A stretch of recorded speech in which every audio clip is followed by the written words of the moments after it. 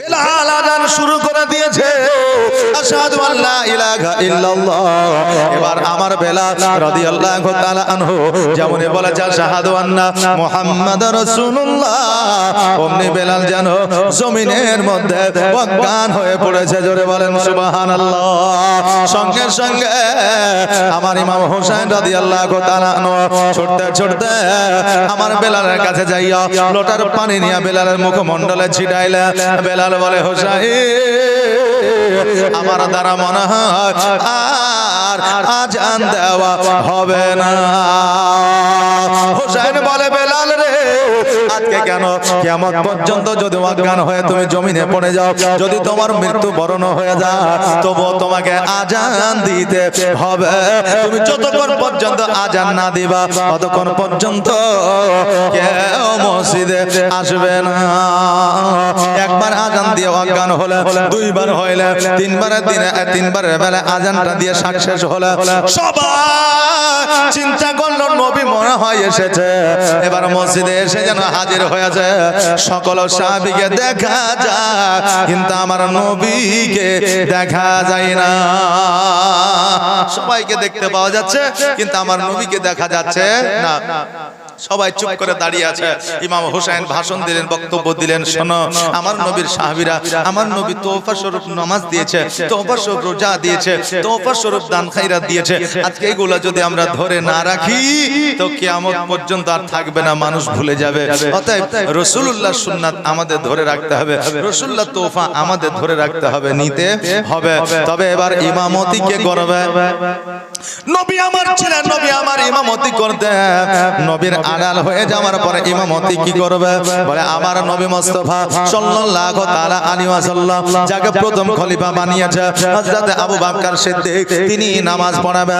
আমার আবু বকর সিদ্দিক রাদিয়াল্লাহু তাআলা আনহু যেন নামাজে দাঁড়িয়ে গেছে, সূরা পড়ছেন, যেন সূরাটা আপনার থতমত খেয়ে যাচ্ছে, ঠিকঠাক যেন লাইনে যাচ্ছে না, সব ঠিক আছে কিন্তু যেন একটু মাঝে মধ্যে থেমে যাচ্ছে। বাবা, কোরআনের সূরা যেন পড়া আপনার তাড়াতাড়ি যেন হচ্ছে না।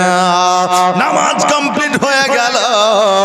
এবার সাহাবীরা জিজ্ঞাসা করে, আবু বকর বলো বলো, তুমি এত সুন্দর কেরাত করো, এত সুন্দর করে নামাজ আদায় করো, আজকে কোরআন তেলাওয়াতে কেন বাধা আসতেছিল?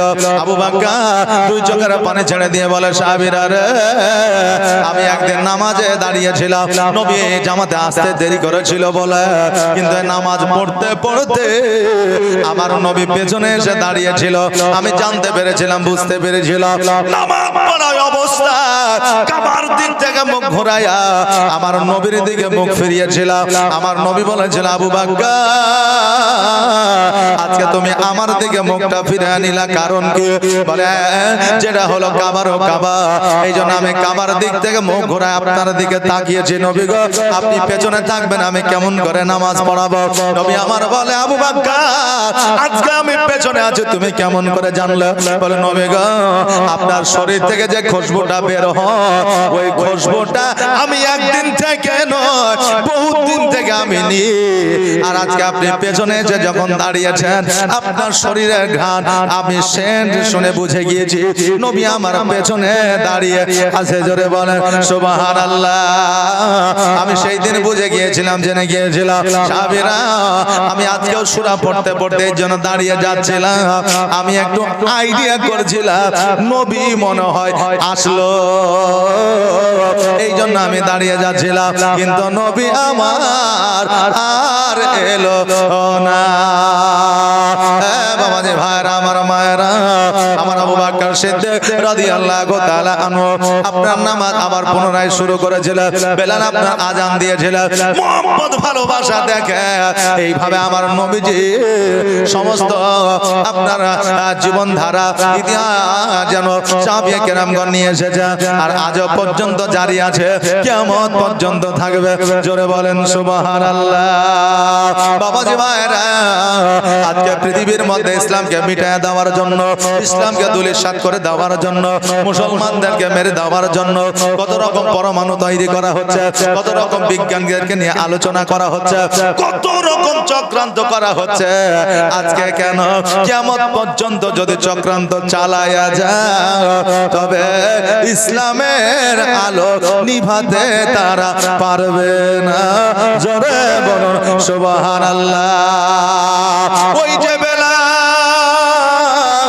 আমার নবীর প্রেমে পাগল হইয়া আজকে কালমা পড়েছিল, তার জীবনটা আপনার উজ্জ্বল হয়েছিল। বেলাল কান্না করেছিল, নবী গো আজকে আমি আপনার কালমা পড়ে ধন্য হয়েছি, কেননা আমি বেলাল, আমাকে কেউ জীবনে কোনোদিন কাছে নেয় না, কেউ কোনোদিন ভালো করে কথা বলে না, কেউ কোনোদিন আমাকে বুকে টেনে নেয় না।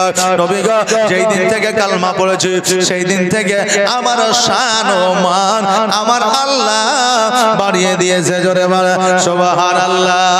নবীর প্রেমে পাগল হইলে, নবীর প্রেমে পাগল হইলে আমার আল্লাহ তাআলা খুশি।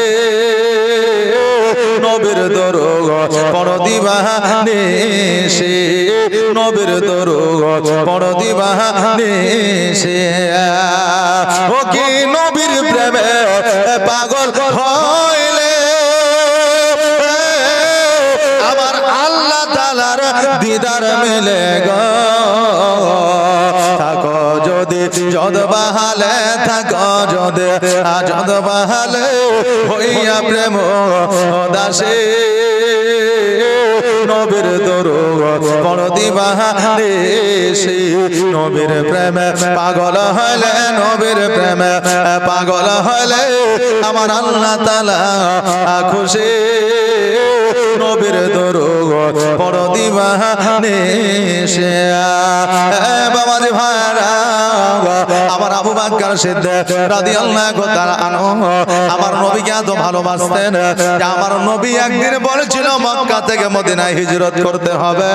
সেই দিন থেকে 40 দিন পর্যন্ত আবু বকর না বিছানায় আরাম করেছে, না চোখের পাতা বন্ধ করেছে, না আবু বকর কোনদিন আপনার বিশ্রাম নিয়েছে। নবী আমার মক্কা থেকে মদিনায় হিজরত করবে, আবু বকর বাড়িতে যাইয়া আস্তে করে বলতেছে আসসালামু আলাইকা ইয়া আহলাল বাইত। যেমন এই কথা বলা, আবু বকর চট করে দরওয়াজা খুলে দিয়েছে। আমার নবী বলে, আবু বকর এখন হইল মধ্যরাত্রির সময়, আর এই সময় আরাম করার সময়, তুমি চট করে দরজা খুলে দিয়েছো, কারণটাকে? আমার আবু বকর বলে, হুজুর গো আজকে থেকে 40 দিন আগে আপনি বলেছেন যে কোনো সময় যে কোনো মুহূর্তে মক্কা থেকে মদিনায় হিজরত করতে হবে।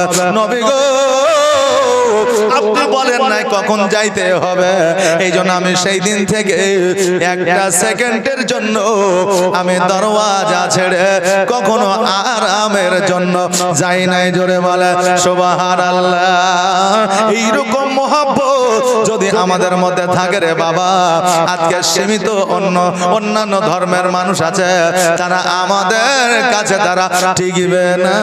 আজকে আমাদের ঈমান ও আমলে দুর্বল আছে, নবীর প্রতি মহব্বতে আমাদের অলসতা আছে, এই জন্য আজকে বেধর্মিকরা আমাদের প্রতি অত্যাচার করতে পারছে। যেই দিন নবীর প্রতি মহব্বত আমাদের পুরোপুরি ভাবে আসবে, সেই দিন কারো দ্বারা সম্ভব হবে না, সেই দিন কারো দ্বারা সম্ভব হবে না। আমরা তো দুর্বল, কারণ আমরা মুখে বলি নবীকে ভালোবাসি ভালোবাসি, কিন্তু অন্তরে আমরা ভালোবাসি না।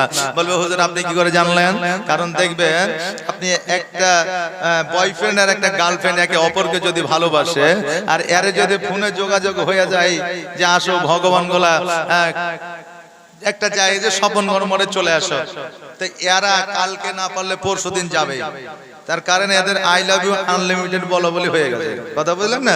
তো এরা যাবে, তো ভালোবাসা যদি থাকে তো অবশ্যই একে অপরকে দেখা করবে, অবশ্যই একে অপরের কথা শুনবে।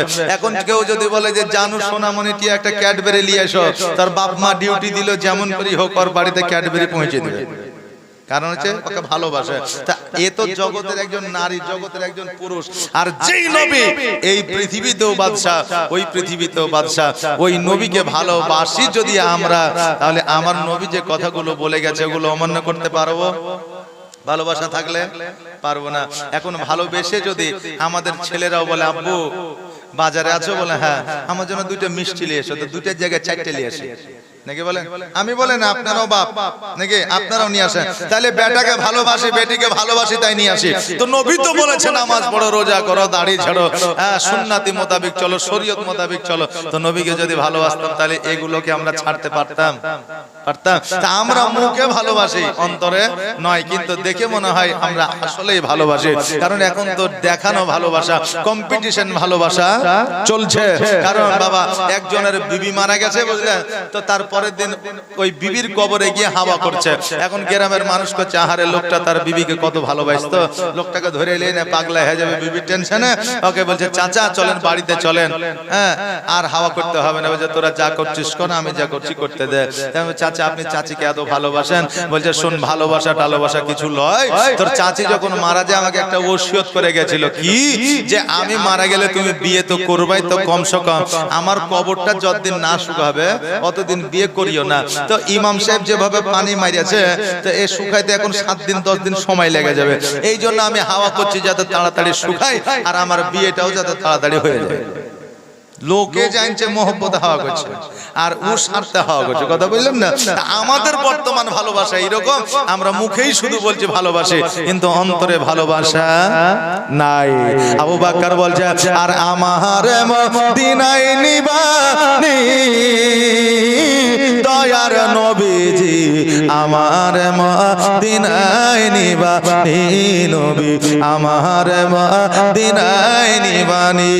একবার মহব্বতে পড়েন দরুদ শরীফ, আল্লাহুম্মা সাল্লি আলা সাইয়্যিদিনা মাওলানা মুহাম্মদ ওয়ালা আলি সাইয়্যিদিনা মাওলানা মুহাম্মদ সাল্লাল্লাহু আলা মুহাম্মাদিন সাল্লাল্লাহু মুহাম্মদ হরদম জবান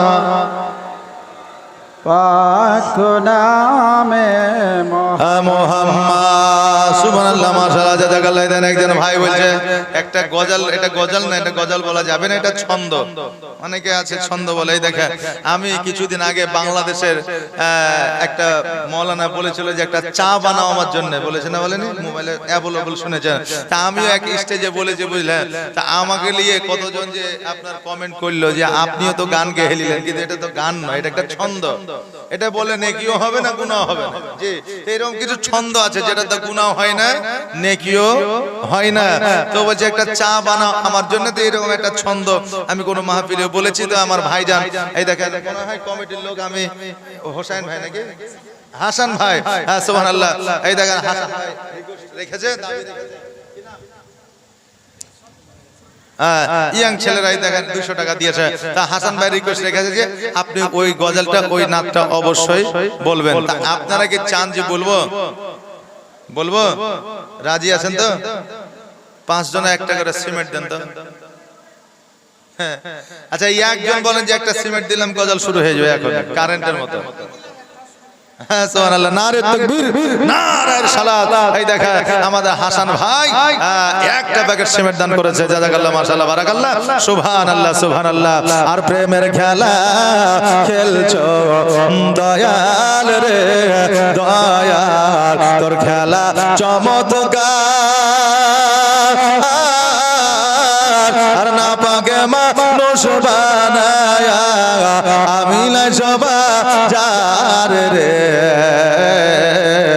প্রেমের খেলা খেলছো দয়াল রে। তুমি ভাবছো যে মনে মনে হয় বিজ্ঞানী হবে না, ওইটাও হবে, চিন্তা করিও না নাকি, ওইটাও হবে। তারপরে তোমাদের পছন্দের হবে, আমার পছন্দের হবে, শুধু চুপ করে বসে থাকো আর দিতে থাকো। কুছ পানে গেলে কুছ খোনা পড়তা হয় নাকি, হ্যাঁ, কিছু দিতে গেলে, কিছু পেতে গেলে কিছু দিতে হয়। তোমরা দাও আর আমিও দিব। কি বলছে, তুমি কাউকে দিলা 10টা সন্তান, জায়গা জমি না, আবার কাউকে দিলা কোটি টাকা, একটাও সন্তান নাই। বলছে আল্লাহ, তুমি কাউকে কোটি কোটি টাকা দিয়েছো, একটাও সন্তান দাও না, আবার কাউকে 10টা সন্তান দিয়েছো, বাড়ি ঘর করবে কোথায়, সে জায়গাটা তার নাই। তাই বলছে, তুমি কাউকে দিলা 10টা সন্তান, জায়গা জমি না, আবার কাউকে দিলা কোটি টাকা, একটাও সন্তান নাই। আবার মরার পরে কাঁধে করে কবরে নামাবে তার রে, প্রেমের খেলা খেলছো দয়াল রে, দয়া তোর খেলা চমৎকার, আর না পাকে মানুষ বানায়া আমি সব যার রে, প্রেমের খেলা খেলছো দয়াল রে।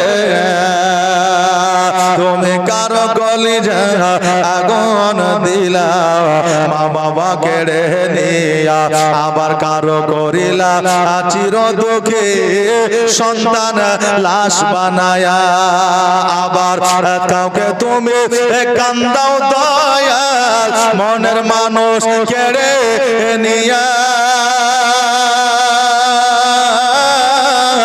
আবার কাউকে অল্প বয়সে রাখলে তুমি বিধবা বানায়া, প্রেমের খেলা খেলছো দয়াল রে, দয়া তোর খেলা চমৎকার, আর না পাকে মানুষ বানায়া আমি সব যার রে, প্রেমের খেলা খেলছো দয়াল রে। আমার মন যাইয়া রে, দিল যাইয়া রে মুর্শিদ নিজের দেশে যায়। যারা সেগুলো বাড়ি চলে গেছে, আবার যখন পাবলে কি করে শুনুরি বাড়ি চলে গেছে নাকি বলবে যে এখন আওয়াজ যদি পাওয়া যায় তো সকালে অবশ্যই বলবে, কি বলছে, আমার মন যাইয়া রে, দিল যাইয়া রে মুর্শিদ নিজের দেশে যায়। ও মুর্শিদ, সবার আছে জায়গা জমি, ধন দৌলত নাহি তুমি, আমার মনে আছো শুধু তুমি রে, জীবনে মরণে ঠাই দিও মুর্শিদ চরণে, তুমি বিনে যেন মরি রে, আমার মন যাইয়া রে, দিল যাইয়া রে মুর্শিদ নিজের দেশে যায়। খাতে তেরে দরকার, পীতে তেরে দরকার, জোরে বলেন না সুবহানাল্লাহ। এটা আওয়াজ দিয়ে বলা যাবে না সুবহানাল্লাহ। এই চ্যানেল ওয়ালারাও মেসেজ দিয়েছে যে গজল বলেন, কমিটির লোকও বলছে গজল বলেন, তাই আমি বলছি তাহলে আধ ঘন্টা 20 মিনিট গজলে হয়ে যাক নাকি, বলে যে হয়ে যাক। সুবহানাল্লাহ, মাশাআল্লাহ। তো এই দেখেন উর্দু ভাষায় বলছে, খাতে হ্যাঁ তেরে দরকার, পীতে হ্যাঁ তেরে দরকার, পানি হ্যাঁ তেরা পানি, खाना है तेरा खाना, तो मेरे सालत है आलम तेरा परवाना तो माहे नबूवत है ये जलवा दिखाना ना মায়েদের দিকে 5টা বলেছিলাম সিমেন্ট এসেছে 500 টাকা এসেছে কামাল শেখ 2 বস্তা সুবহানাল্লাহ সুবহানাল্লাহ তাহলে হয়েছে 3 বস্তা আর 2টা বাপ যে দেন না 2 বস্তা দিয়ে করে দেন 5টা জি তাহলে মায়েরা 5টা 500 টাকা দেবে কি নাম সাবরুল শেখ 3 বস্তা সুবহানাল্লাহ নারে তাকবীর নারে রিসালাত সাবরুল শেখ সাহেব 3 বস্তা সিমেন্টের দাদা জোরে বলে জিন্দাবাদ জাযাকাল্লাহ মাশাআল্লাহ বারাকাল্লাহ সুবহানাল্লাহ যা সাহেব নিয়াদের সাবরুল ভাই আমার এখানে আসিয়া 3 বস্তা সিমেন্ট দিল ইদান লাগিয়া যার সাহেব নিয়াতে করে গেল দান দানকে কবুল করো বাবা আল্লাহ গো আজকে তার আত্মীয় স্বজনকে তুমি জান্নাতবাসী করে দাও তার জীবনে গুনাহ খাতাগুলো maaf করে দিও তার বাড়িতে রহমত বর্ষিত করো তার রোজি রোজগারে তুমি বরকত দিও জোরে বলেন আমিন আর বিজ্ঞানী আমার নবীজি এমন একটা দয়ার নবী এমন একটা মায়ার নবী আর হবে কি এমন একটা সুন্দর নবী আর পাইব কি বিজ্ঞানী আমার নবীজি বিজ্ঞানীরা রথের যুগে আকাশেতে যায় আর আমার নবী রকেট ছাড়া মেরাজেতে যায় জোরে বলেন সুবহানাল্লাহ বিজ্ঞানীরা বর্তমানে রকেটের যুগে আকাশে যায় কিন্তু কেউ ফিরে আসে না প্লেনের যুগে আসমানে পৌঁছাতে পারে না কিন্তু আমার নবী কত বড় বিজ্ঞান দেখা আজকে থেকে 1446 হিজরি আগে যে সময় প্লেন ছিল না জাহাজ ছিল না কোন রকমের আপনার বিমান ছিল না ওই সময়ে আমার নবী প্রথম আসমান নয় দ্বিতীয় আসমান নয় সপ্তম আসমান ভেদ করে আমার আল্লাহর সঙ্গে দিদার করেছে জোরে বলেন সুবহানাল্লাহ এজন্য বলছে বিজ্ঞানীরা রথের যুগে আকাশেতে যায় আর আমার নবী রকেট ছাড়া মেরাজেতে যায় ওরে এই যুগে কি এমন বিজ্ঞান আর হবে কি ওরে এই যুগে কি এমন বিজ্ঞান আর পাইবা কি বিজ্ঞানীদের বিজ্ঞানী আমার নবীজি আবু বকর সিদ্দিকের সাপে কামড়াইল আর আমার নবীর থুতু দিয়া ভালো হয়ে গেল জোরে বলেন না সুবহানাল্লাহ এমন ডাক্তার কে পাওয়া যাবে বাবা যাবে না নবীর থুতুর পাওয়ার যদি এত হতে পারে আমার নবীর পাওয়ার কত ছিল আজকে কিছু মানুষ বলে নবী আমার মতো ছিল আরে নবীর থুতু দিয়া সাপের বিষ পানি হয়ে গেছে নবীর থুতু দিয়া মানুষের চোখের জ্যোতি ফিরে এসেছে আজকে তোমার থুতু যদি ঘামাচিতে দেওয়া ওই ঘামাচিতে ভালো হওয়া দূরের কথা তার থুতে ওর জীবাণুতে তার ঘামাচির জায়গায় ক্যান্সার হয়ে যাবে ভালো হবে না তারাই আবার বলে নবী আমার মতো ছিল জোরে বলে নাউজুবিল্লাহ আবু বকরকে লইয়া নবী যখন মদিনায় হিজরত করতেছিলেন সাপে দংশন করেছিলেন আবু বকরের শরীরটা কাতর হয়ে গিয়েছিল আবু বকর কান্না করছিলেন চোখ থেকে পানি নবীর মুখমণ্ডলে পড়লো নবী আমার বলে আবু বকর কান্না কেন করো বলে হুজুর গো সাপে দংশন করেছে কোন জায়গায় বলে পায়ের তালুতে নবী আমার থুতু মুবারক লাগিয়ে দিলেন আবু বকর বললেন খোদার কসম করে বলি নবী যখন থুতু মুবারক লাগিয়ে দিয়েছিলেন আমার শরীরের সমস্ত বিষ পানি হয়েছিল এই জন্য বলছে আবু বকর সিদ্দিকের সাপে কামড়াইল আর আমার নবীর থুতু দিয়া ভালো হয়ে গেল ওরে এই যুগে কি এমন ডাক্তার আর পাইবা কি ওরে এই যুগে কি এমন ডাক্তার আর হবে কি বিজ্ঞানীদের বিজ্ঞানী আমার নবীজি